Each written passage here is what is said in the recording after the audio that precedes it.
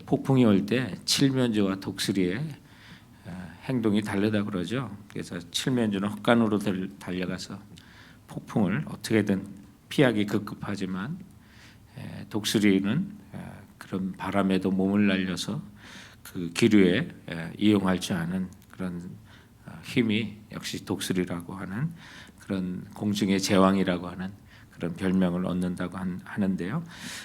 우리 인생에도 보면 우리가 어쩔 수 없는 다가오는 폭풍 같은 것이 있고 또 삶의 고난들이 많이 우리에게 닥쳐오는데 특히 죽음과 같은 상황들이 우리에게 닥쳐온다면 참 우리는 어쩔 수 없이 그런 상황을 맞이하게 되는데요. 그런 가운데서도 우리가 예수 그리스도를 구주로 믿는 자들의 삶을 오늘 본문을 통해서 우리가 확신할 수 있는 그런 삶들이 오늘 본문 속에 있는데 그 중에 가장 첫 번째가 있다면 하나님은 하나님의 계획을 우리가 굳게 믿는 거죠. 우리가 알 수 없는 인생의 폭풍이 다가오고 또 이해할 수 없는 고난이 다가오기도 하고요.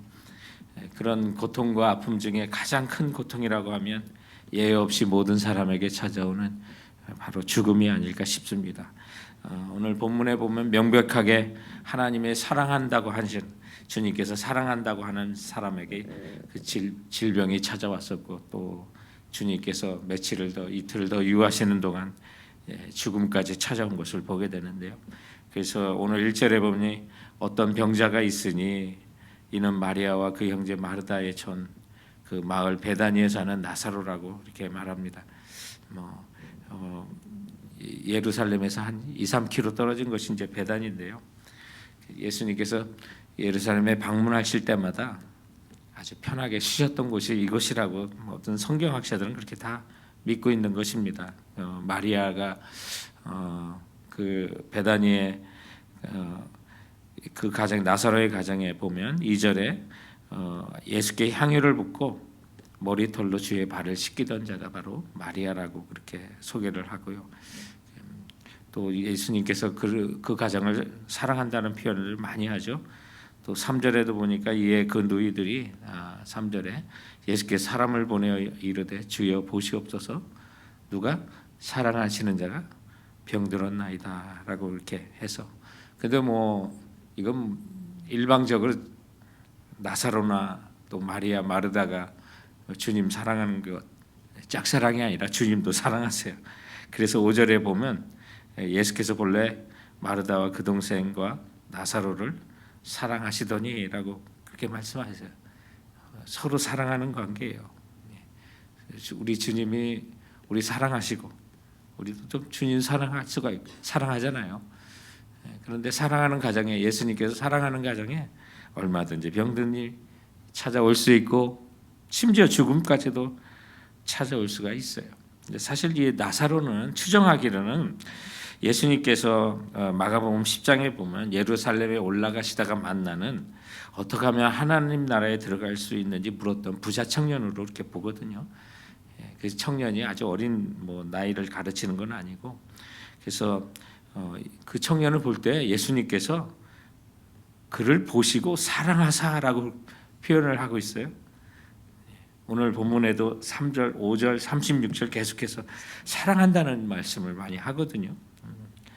그렇다면 이 가정이 처음에 물질이 많아가지고 어떻게 하면 하나님 나라에 들어갈 수 있을까 하다가 근심하며 돌아간 그 청년이라면 굉장히 시사하는 바가 많거든요. 제 심증으로는 그 부자 나사로가 예수님께 물질이 많아서 근심하며 돌아갔던 사람이었으면 좋겠어요. 그런 마음이 있더라고.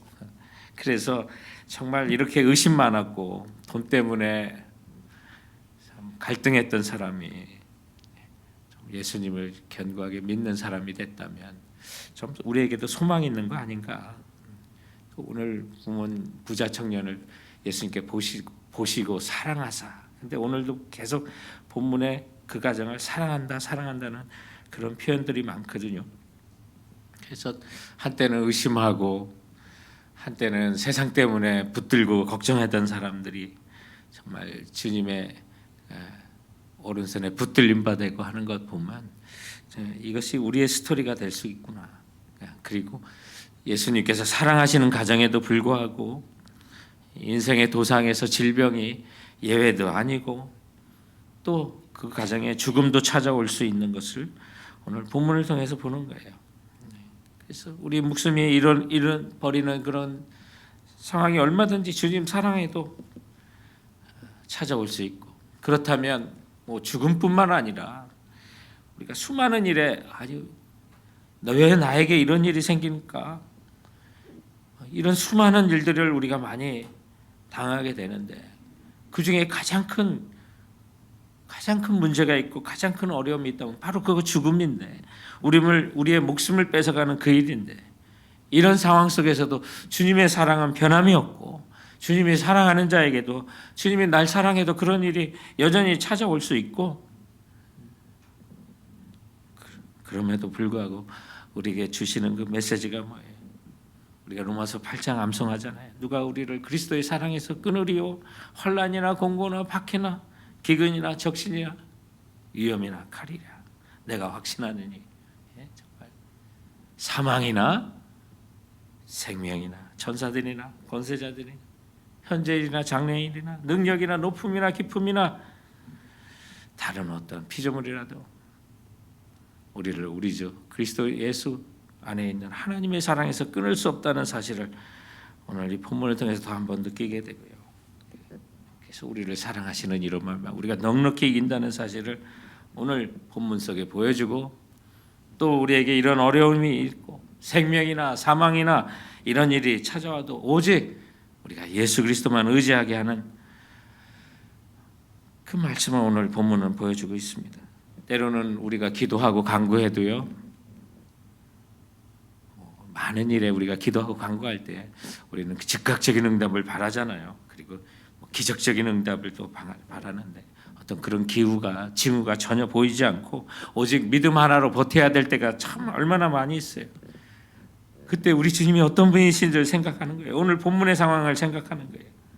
예수님께서 지상에 정말 생애를 하시는 동안 친근하게 지냈던 이 나사로의 가정에 그들을 사랑하시고 또 사랑을 받았던 주님, 그런 나사로의 가정에 병들어 죽게 되고 이제 마르다와 마리아 자매가 사람을 보내어 예수님께 급히 와서 도와달라고 하지만 오늘 6절에 보니까 예수님이 그들의 부탁을 받고서도 그 계시던 곳에서 이틀이나 더 유하시는 그런 모습이 있습니다.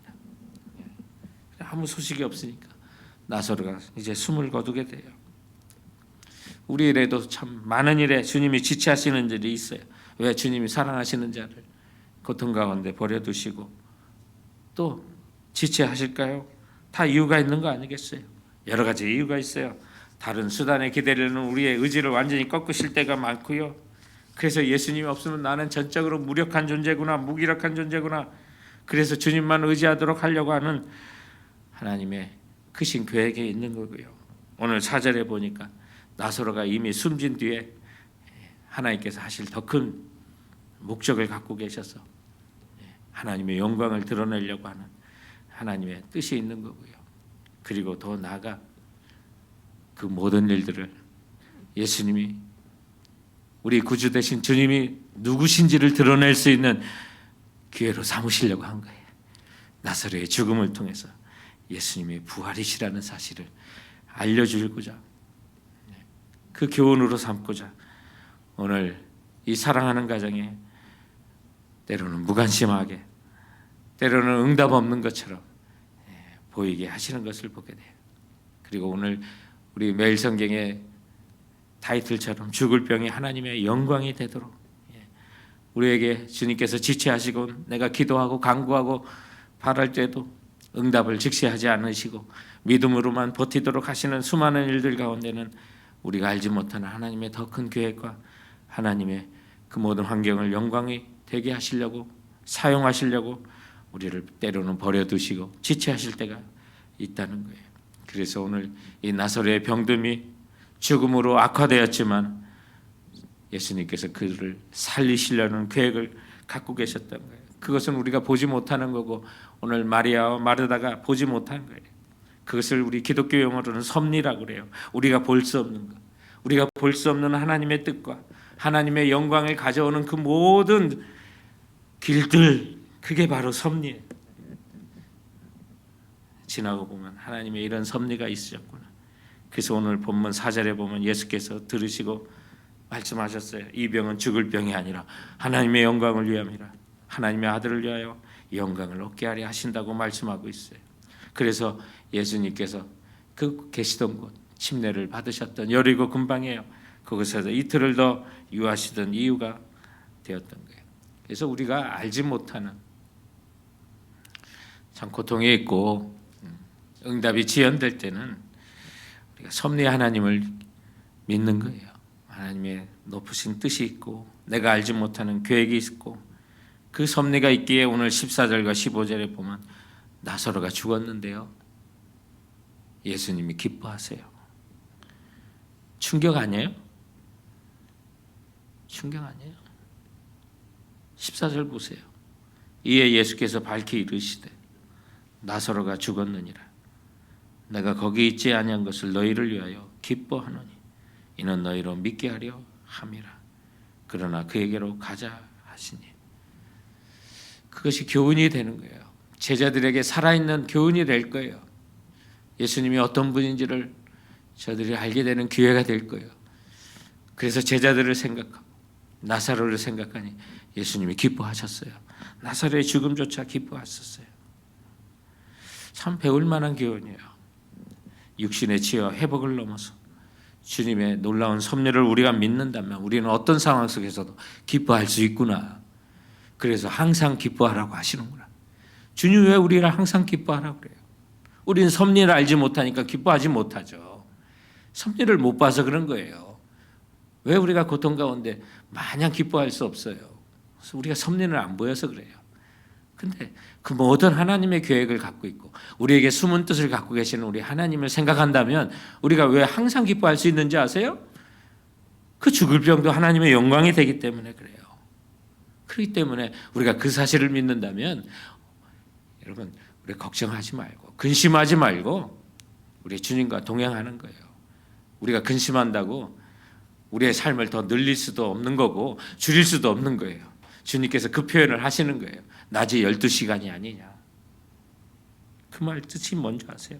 오늘 그 9절과 10절 그 말씀에 보면 주님께서 그래요. 예수께서 대답하시되 낮에 12시간이 아니냐. 사람이 낮에 다니면 이 세상의 빛을 보므로 실족하지 아니하고 밤에 다니면 빛이 그 사람에게 없는 거로 실족하느니라.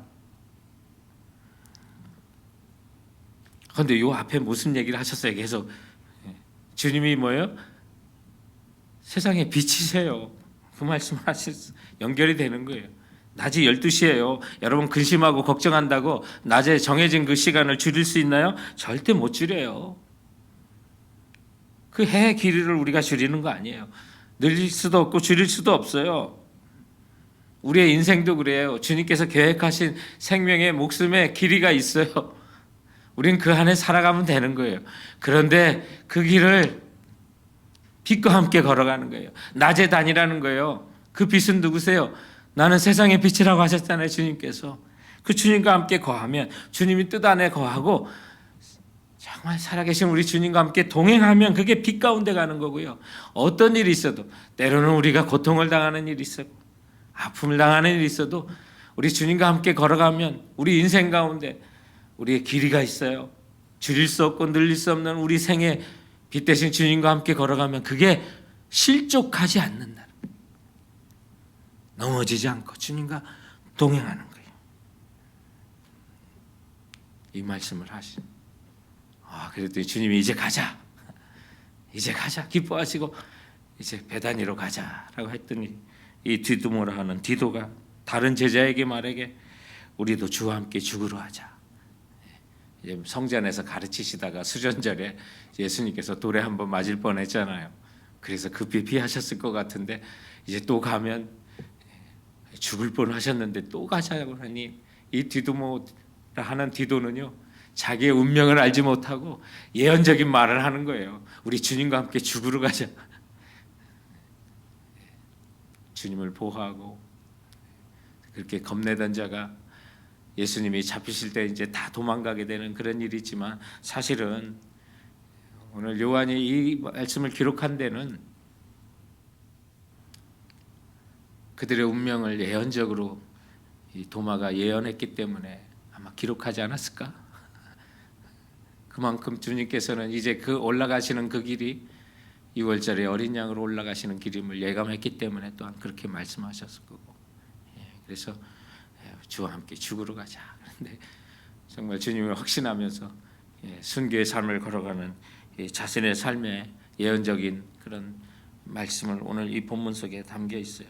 여러분, 우리가 어떤 어려움에도 또 때로는 우리의 기도와 간구가 지체되기도 하고 오직 믿음만으로 버틸 때가 많이 있어도 우리가 하나님의 섭리를 의심하지 않고 하나님이 나를 사랑하시는 것 그거 의심할 필요도 없고, 그러나 하나님이 우리 주님이 항상 나를 위한 최선의 길로 인도하실 것을 우리가 확신한다면 우리의 운명적으로 바뀔 수 없는, 바꾸지도 못하는 낮에 12시간인 것처럼 내 삶의 생애의 길이도 주님이 정하신 건데 우리는 그 길을 실족하지 않는 것은 빛 대신 주님과 함께 걸어가셔야, 그러면 우리가 넘어지지 않고 걸어가는 거고요. 주님과 동행하면 우리가 승리하는 거예요. 주님께서는 오늘 이 나사렛 가정에 있었던 그의 죽음을 이제 하나님의 영광이 되도록 부활의 모본으로 삼으려고, 그래서 이제 내일 다루는 그 본문 속에 살짝 그 본문을 보면 예수님께서 나사로를 살리시고 뭐라고 해요? 나는 부활이요 생명이니 나를 믿는 자는 죽어도 살겠고 무릇 살아서 나를 믿는 자는 영원히 죽지 아니하리라고 말씀했어요. 여러분, 예수님은 곧 부활이에요. 예수님이 곧 부활이에요. 그분이 부활이에요. 그리고 그분이 생명이에요. 그래서 낮에 빛 가운데 함께 걸어가고 실족하지 않는 분들, 예수와 함께 동행하는 분들은 부활이에요. 주님이 내 안에 있으면 주로 말미암아 내가 부활하는 거예요. 살아서 주님과 함께 동행하는 자는 죽지 않는 거예요. 죽지 않는 거예요. 이건 메시지가 참 많은데 우리가 부활의 삶이라는 게 다른 게 아니에요. 주님과 함께 걸어가면 살아서 우리가 지금 살아가는데 주님을 의지하고 부활의 주님을 확신하고 살아가면 영원히 죽지 않는 거예요. 영원히 죽지 않는 거예요. 그 메시지 중에 하나가 주님께서 이 말씀을 하실 때 오늘 이 나사로를 죽었다고 하지 않고 계속 잔다라고 하거든요. 잔다라고 해요. 부활의 주님과 함께 거하시는 분은 우리가 생명을 이 땅에 세상 사람들이 볼 때 죽었다고 하지만 그 죽은 게 아니구나. 자는 거구나. 그래서 그 표현을 하시는구나. 그리고 예수님께서 오늘 나를 믿는 자는 죽어도 살겠고 살아서 믿는 자는 영원히 죽지 않는다고 하는, 주님과 함께하는 자는 우리가 잠시 우리의 육체의 장막을 이 땅에 남겨두고 주님과 함께 거하는 거고 영광된 몸으로 다시 일어날 동안 우리는 자는구나. 그래서 죽어도 살겠고 우리가 살아서 주님을 믿잖아요. 이 땅을 살아가는 동안 그래서 영원히 사는 사람으로 우리를 살아가도록 확신을 주시는구나. 그러면 어떤 일을 만나든 무슨 일을 만나든 주님의 사랑을 의심하지 말고, 때로는 지체되는 기도 제목이 있고 내가 간구해 주님 응답하지 않으셔도 믿고 확신하여 감사함으로 주님께 기도할 수가 있고 구할 수가 있구나. 죽음조차도 하나님의 영광되게 하시는 그 주님, 어떤 일을 주님을 믿는 자, 부활이요 생명 되신 주님과 함께 살아가고 그래서 실족하지 않음으로 살아가는 자에게는 어떤 일도 주님께서 하나님의 영광이 되게 하시구나. 이 확신을 갖고 여러분 담대히 기도하시고 실족하지 않는 우리 성도들 되시기 주님의 이름으로 축원드립니다. 때로는 주님께서 우리의 간구 때마다 이틀을 유하시는 것처럼 길게 지체하실 때가 있어도 주님 확신합니다. 빛과 함께 걸어가겠습니다. 이런 마음을 담아서 우리 찬송가 365장 마음속에 근심 있는 사람 우리 찬양하시겠습니다.